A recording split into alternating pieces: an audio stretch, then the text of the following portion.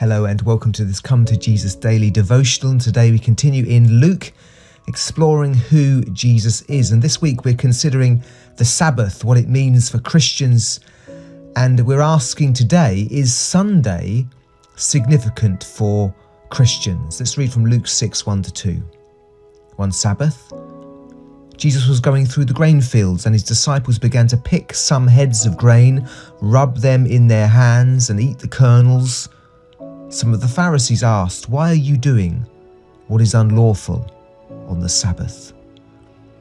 Today's lesson: meeting on the Lord's Day is a good thing, but it's not a law thing.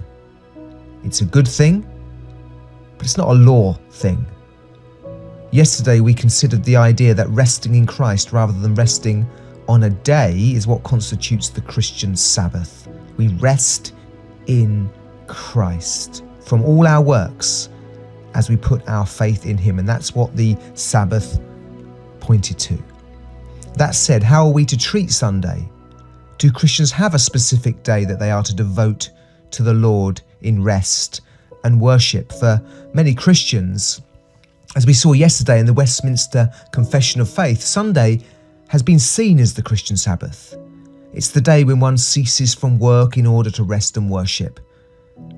Until recently, shop opening times in this nation reflected this heritage, our Christian heritage, where it was expected shops would be closed and as people went to rest and worship. But what's the biblical teaching on this matter?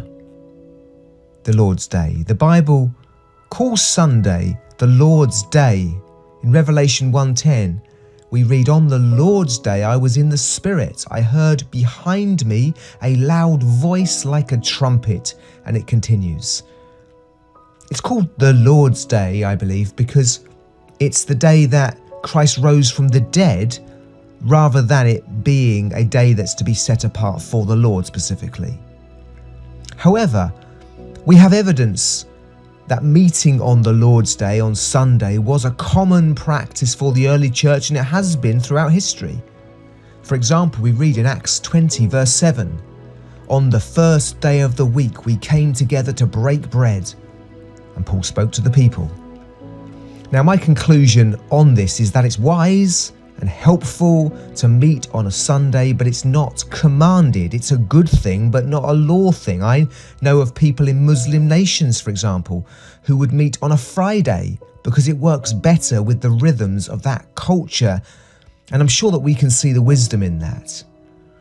So in response, meeting on the Lord's Day is a good thing, but it's not a law thing. It's held up as a common and wise approach, but meeting on a Sunday is not a command. Whatever view we take, firstly, it's vital that we hold our view with a good conscience and attend a church where we can respect the leader's teaching on this. Secondly, it's vital that we don't hold keeping Sunday special as a salvation issue. One is not saved by keeping the Sabbath law.